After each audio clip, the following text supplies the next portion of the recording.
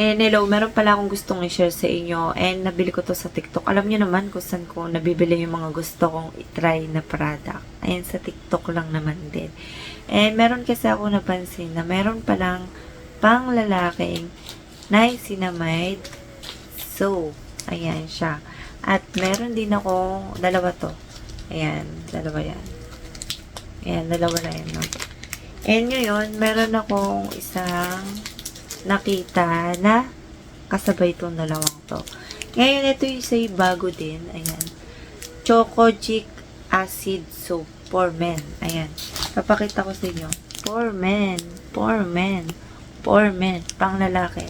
Boys, meron ng pang lalaking niacinamide sa mga gustong mag-try. Ayan. Ito na. Meron siya.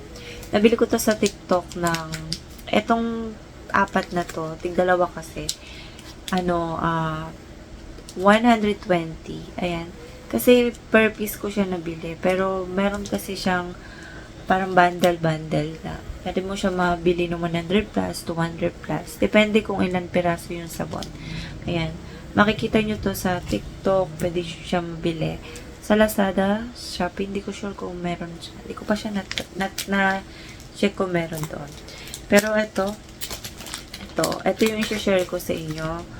Boys, na pwedeng pang babae din. Meron kasi ako mga nakitang review na to na ginagamit itong niacinamide soap na to. Dahil nga,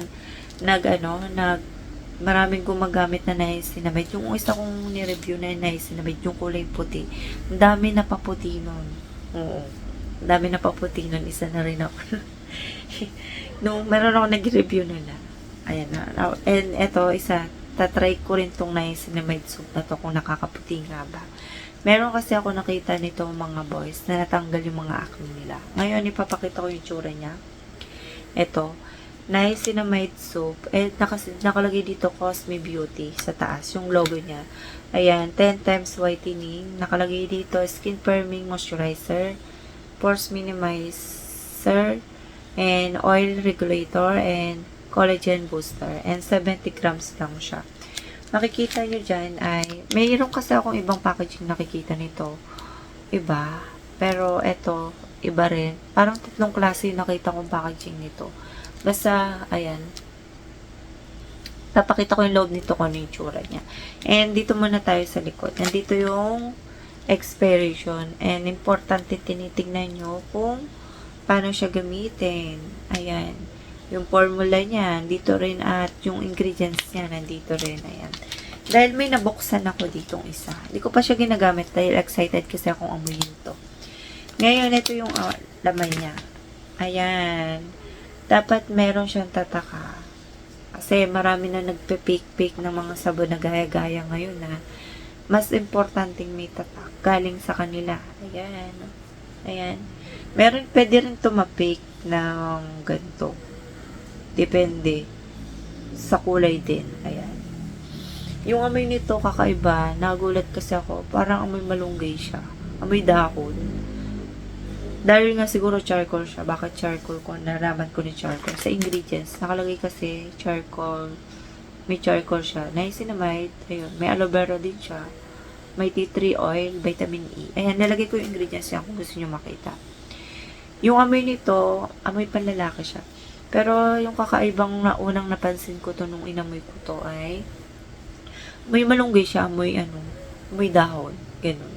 Hindi naman siya yung masakit sa ilong pag inaamoy. And ayun, gusto ko lang siya itry ng katulad ng ibang ginagamit ng girls na tiniray nila to. Pag kinuskus mo daw to sa katawan mo, kulay black. I mean, charcoal nga eh. Ayun. And tinignan ko yung mga ingredients nito. Halos magaganda naman din. Ayan, tignan natin kung puputi ba ako katulad ng niacinamide. Kasi, niacinamide soap, nakalagay naman kasi dito 10 times whitening. And, ayun. Nakaka-minimize ba ng pores? Titignan ko rin kung anong mangyayari. Ayan, for men, meron na siyang kasi meron ako naging review na niacinamide soap na nagtatanong, pwede ba siya sa lalaki? Lahat naman ng soap na lumalabas ay parang sa lahat pang babae, pero pwede rin sa lalaki. Kahit naman anong product, kahit lotion man yan, skincare man yan, pwede rin sa pang lalaki. Ayan. And ito naman yung isa. Dahil gusto ko na siyang isabay dito. Parang ito yung bago din sa Cosme Beauty na kojic acid soap. Diba kung merong kojic soap na pang babae, nilagyan na nila ng for men. Ayan. Halos pares naman kasi yung mga ibang lumalabas na kojic soap ay pwede naman sa lalaki. Nakalagay naman dito sa harap naman niya ay intensity whitening. Ayan. Nakalagay dito sa pinakababa ay skin brightening moisturizer, pores minimizer, scar remover, age-defying. 70 grams din siya. Hindi ko pa ito nabubuksan. Yung isa lang yung nabuksan ko. Excited kasi ako kung ano yung amoy niya. And titignan ko kung may tatak siya. Yung pagdating sa likod, meron to isang packaging, kulay orange. Ito yung isa sa mga napunta sa akin na ganito yung packaging. Meron akong katulad nito, magkapares ng packaging. I mean, parang ganito yung packaging yung isang nakita ko. Halos, ganun. Yan, nandito yung ingredients. Simple lang siya, pero wala yung, yung manufacturing nandito sa gilid. Ayan. Expiration, yun lang. Wala siyang nakalagay na expiration. Dapat may expiration to. Yan, halos bago pa lang naman din kasi siyang kalalabas. Yung ingredients ilalagay ko dito kung gusto niyo makita. Ayan. Gusto ko rin matry kasi yung for men. Ayan.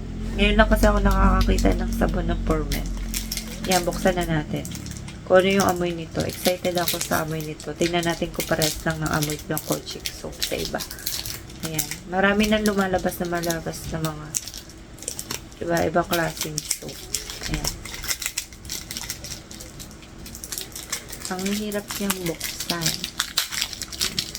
Sisirain ko. May orange siya. Ito siya. Ayan. May tatak din siya.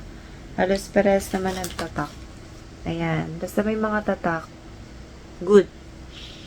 Amoy orange na amoy papaya siya. Ayun yung amoy niya. Hindi siya yung parang pares lang yung mga naamoy ko sa iba. Parang may naamoyan ako nito na 4 kilong sabon na koji. Aba kung siya, parang yung ibang mga kojic na nabibili ko sa Watson, ganito rin yung amoy niya. May try kasi akong noon pa na kojic, ganito rin yung amoy niya. Lahat naman ng ibang natatry ko ng kojic. May amoy papaya, may amoy orange. Ayun yung amoy ng kojic soap. Ganun talaga yung amoy nila. Wala pa naman ako magiging final dito sa to. Dahil pinamadita ko lang na meron pang lalaki na niacinamide. At isa na rin itong bago nila. Ayan. Ito siya. And tignan natin kung ano yung magiging resulta nito after ilang weeks or depende or 1 month. And ayun lang yung masasabi ko. And see you next vlog. Ang ingay ng pusa. Nag-aaway na sila. And wala naman nakalagay dito kung saan pwedeng gamitin. Basta ayun. And see you next vlog. Bye!